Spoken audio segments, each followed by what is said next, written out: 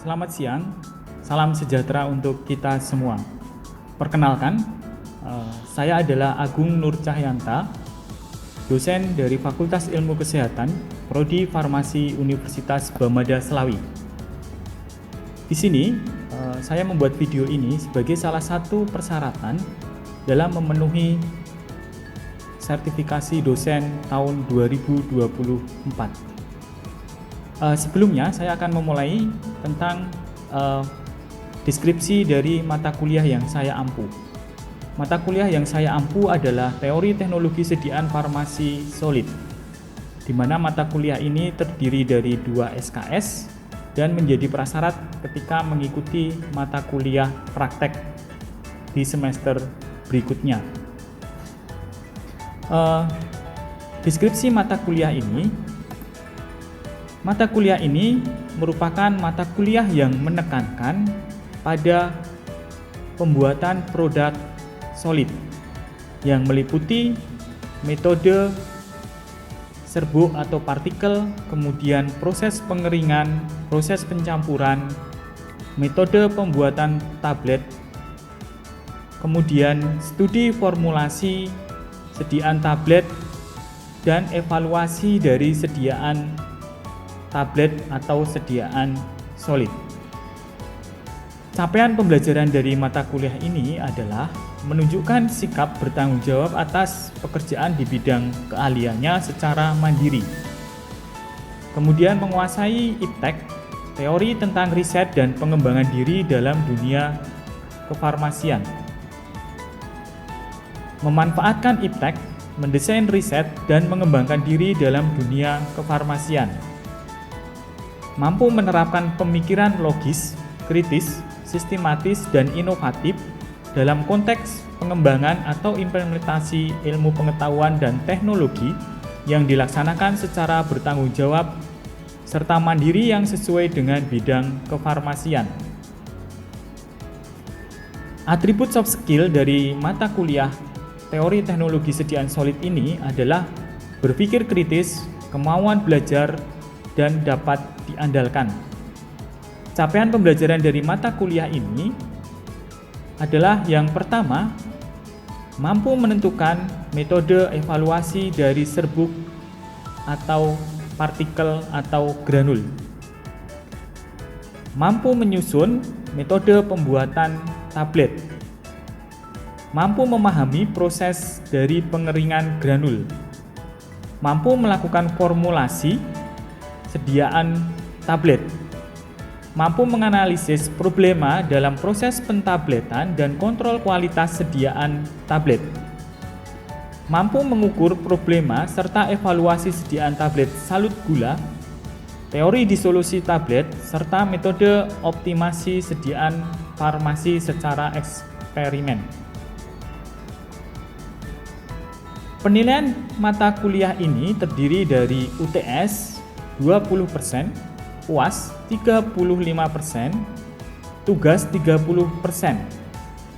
Penugasan ada 2, penugasan individu dan penugasan kelompok. Kemudian penilaian aktivitas 15%, total nilai akhir adalah 100%.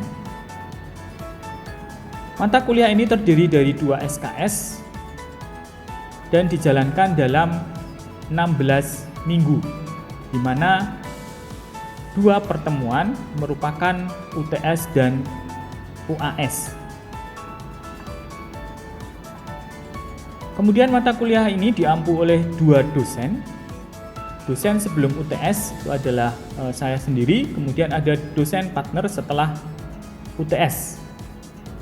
7 kali pertemuan tatap muka di sebelum UTS dijalankan dengan metode tatap muka langsung atau pembelajaran di kelas.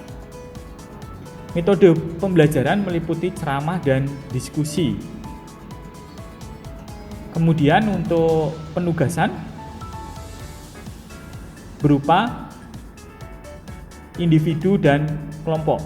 Yang individu biasanya dilakukan selain penugasan berupa dalam bentuk project ya. Proyek, jadi ada satu kasus yang kita berikan, kemudian nanti mahasiswa dari satu kasus itu masing-masing individu bisa mendapatkan pecahan-pecahan dari kasus tersebut.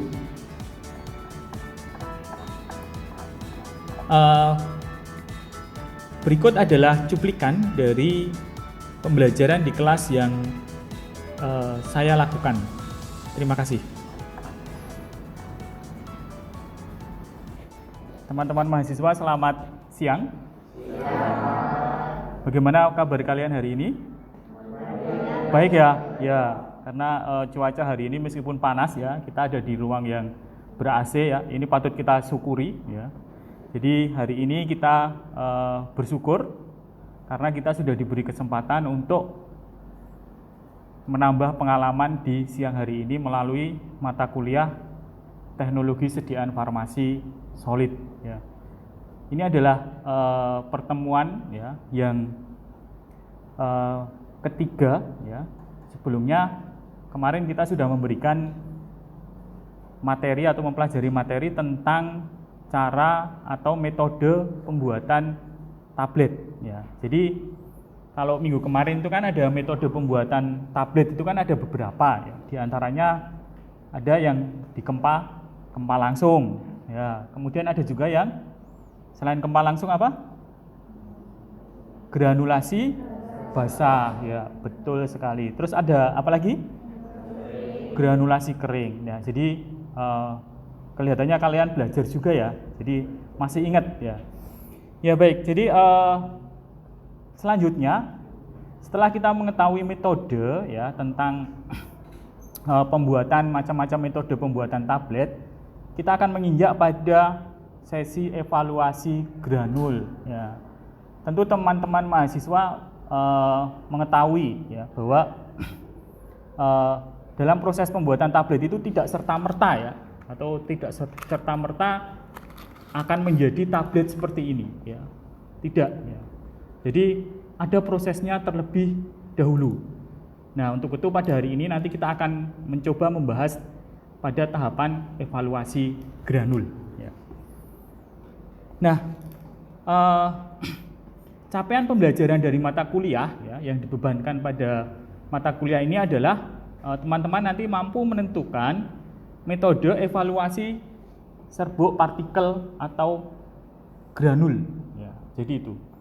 Nah, indikatornya apa? Ya, indikatornya adalah ketika nanti teman-teman mahasiswa mampu menjelaskan macam-macam dan cara melakukan evaluasi terhadap serbuk atau granul, itu berarti teman-teman sudah menguasai dari materi pada siang hari ini. Nah, jadi itu. Nah, mudah sebenarnya.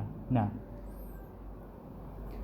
baik, latar belakang dari materi ini ya, yang pertama adalah kita harus melihat dulu tablet. Ya, kalau kita bicara tentang tablet yang baik, ya, jadi tablet dikatakan baik, itu yang pertama dia adalah memenuhi persyaratan mutu kimia. Kemudian yang kedua, dia harus memberikan efek terapi. Ya. Yang ketiga, dia harus memenuhi persyaratan mutu fisik. Nah, jadi tiga latar belakang ini yang kemudian muncul adanya evaluasi granul. Ya. Kenapa?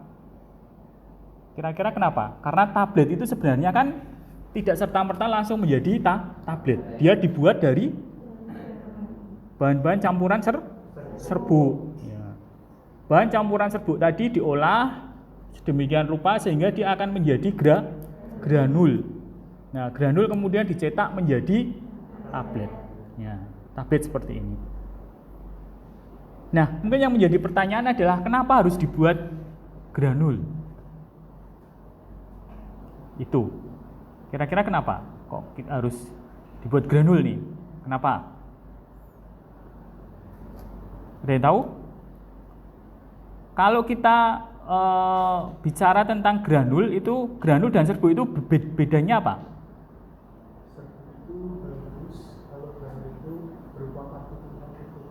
Ya, betul sekali. Serbuk yang halus, serbuk itu halus, granul dijadikan dalam bentuk partikel yang lebih besar. Bedanya di sifat apanya? sifat alir, bagus sekali ya di sifat alir. Nah, sifat alir itu nanti dia akan berpengaruh ya terhadap dari semua aspek ini tadi. Terutama dia berpengaruh terhadap efek terapi. Yang kedua mutu fisik ya, mutu fisik. Karena sifat alir itu dia akan menentukan keseragaman bobot. Ya. Keseragaman bobot akan berpengaruh terhadap keseragaman zat aktif. Ya. Karena nggak mungkin ada 10 tablet dengan zat aktif yang berbeda. Ya. Jadi sebenarnya materi yang kita berikan pada siang hari ini itu nanti akan memberikan kemampuan pada teman-teman ketika nanti lulus ya, menjadi seorang farmasis ya, itu kalian teman-teman akan mampu membuat tablet yang memenuhi persyaratan mutu sesuai dengan Farmakope Indonesia. Nah, untuk itu ada beberapa evaluasi yang akan kita lakukan. Kalau kita tadi bercerita kenapa sih granul ya, kenapa serbuk ya, tadi ada di sifat alirnya. Nah, selain itu ada beberapa nanti evaluasi yang kita lakukan. Nah, sebelumnya kita harus paham dulu nih sebenarnya tablet yang baik itu yang bagaimana? Ya, tablet yang baik itu adalah dia harus memenuhi persyaratan mutu fisik dan mutu kimiawi serta harus memberikan efek terapi untuk mencapai efek tersebut, maka bahan obat harus bisa diabsorpsi oleh tubuh. Ya, diserap oleh tubuh. Tetapi sebelum melalui proses absorpsi, tablet itu akan mengalami proses disintegrasi. Disintegrasi itu apa? Hancur terlebih dahulu. Ya, betul. Jadi, yang pertama dia akan mengalami hancur terlebih dahulu. Yang kedua, kemudian mengalami disolusi. Disolusi apa? Larut. Ya, larut. Dan selanjutnya baru masuk ke proses absorpsi. Atau diserap di saluran cerna. Berarti indikasinya adalah kalau tablet ya, kita minum, ya, kemudian keluarnya tablet itu termasuk bagus apa enggak? Ya tidak. Ya, kalau tablet kita minum keluarnya tablet, ya jelas dia tidak akan berkhasiat, tidak akan memberikan khasiat. Tapi dia harus mengalami hancur, kemudian larut, baru kemudian bisa diabsorpsi. Nah, kita belajar evaluasi dari granul ini nanti tujuannya agar tablet tersebut ya memenuhi dari persyaratan ini. Nah, evaluasi granul yang pertama itu adalah terkait dengan kadar air. Ya. Tentu kita tahu bahwa kadar air ini memegang peranan yang sangat penting. Karena dia terkait dengan stabilitas apa kalau kadar air. Kita tahu bahwa tablet itu terdiri dari banyak komponen zat kimia. Begitu ada air, maka akan menimbulkan apa? Yang pertama terkait dengan mikroba. Ya. Yang kedua selain itu, karena banyak zat kimia, kemudian dikasih air, ya betul sekali akan bereaksi. Ya, seperti itu.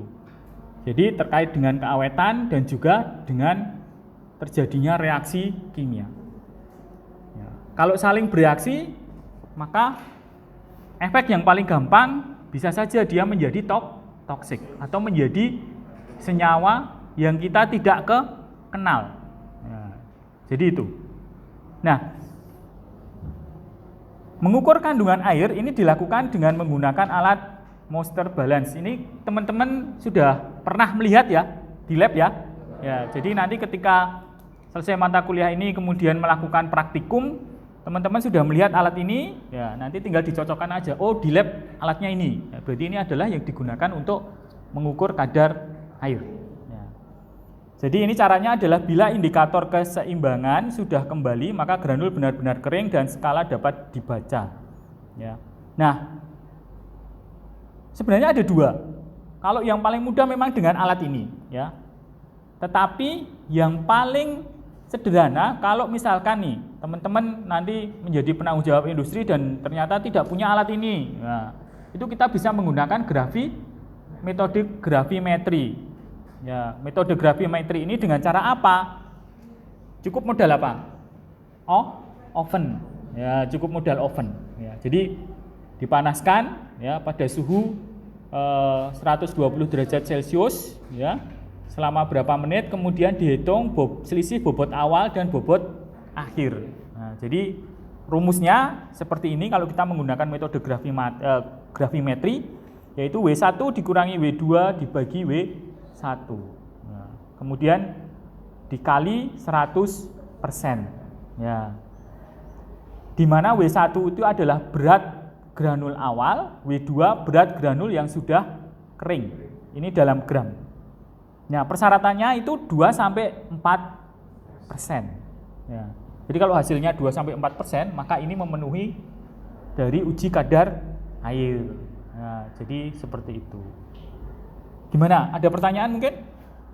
Silahkan, barangkali ada yang mau bertanya untuk materi ini, kadar air. Silahkan mungkin. Ada yang mau bertanya?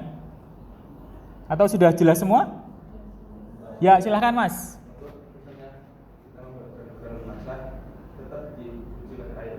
Oh iya, jadi gini, ketika kita mendapatkan hasil dalam pengujian, itu ternyata hasilnya kok terlalu basah. Nah, tadi persyaratannya adalah 2-4%. Ya, sebenarnya persyaratan 2-4% ini itu dimana dia sudah tidak menimbulkan adanya reaksi dan juga tidak menimbulkan pertumbuhan bakteri. Tetapi kalau mendapatkan granul atau serbuk yang kadar airnya melebihi 2-4%, ya ini harus kita lakukan pengeringan terlebih dahulu. Jadi di oven, ya, dilakukan pengovenan terlebih dahulu sampai memenuhi persyaratan. Jadi di oven kemudian diuji lagi, ya, gravimetri. Atau bisa juga menggunakan alat Monster balancing. Ya. Jadi seperti itu Mas. Ya. Jadi jangan kemudian dilanjutkan ke proses pembuatan tablet. Ini harus dikeringkan dulu sampai memenuhi persyaratan. Ya, pertanyaannya bagus sekali. Ya. Jadi harus dilanjutkan, tidak boleh dilanjutkan, tetapi harus dibuat memenuhi persyaratan terlebih dahulu. Ya. Mungkin ada lagi yang mau menanggapi? Sudah cukup? Ya, kalau sudah cukup, kita ambil kesimpulan pada materi perkuliahan pada siang hari ini. Ya. Kesimpulannya adalah untuk membuat tablet yang baik, itu bukan hanya dilihat dari fisiknya, ya, yang kemudian menjadi baik. Ya. Fisik yang baik ini ternyata didahului dengan proses yang harus baik, harus sesuai dulu. Di antaranya adalah mentaati uji kadar air. Ya, karena kalau uji kadar airnya tidak memenuhi, maka tablet ini tidak akan bertahan lama. Ya, jadi seperti itu. Nah, untuk pertemuan hari ini saya rasa cukup. Nanti kita lanjutkan minggu depan dengan materi yang lain, yaitu kita akan melanjutkan dengan evaluasi yang lain. Kalau ini kadar air, kemudian ada evaluasi sifat alir.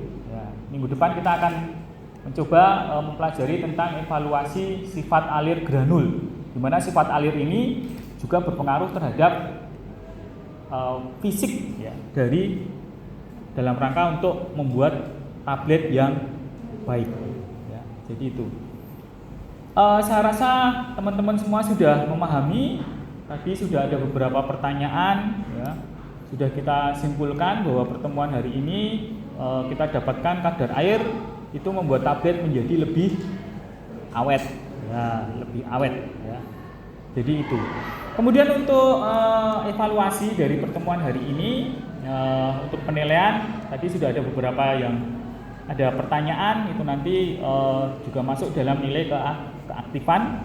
Kemudian selain juga ini nanti masuk ke dalam penilaian akhir. Jadi materi pada pertemuan hari ini nanti kita akan masuk dalam penilaian akhir, ya, begitu. Saya rasa itu untuk pertemuan hari ini. kata-kata penutup pada siang hari ini, saya minta kalian tetap semangat selalu untuk menjadi seorang farmasis, ya.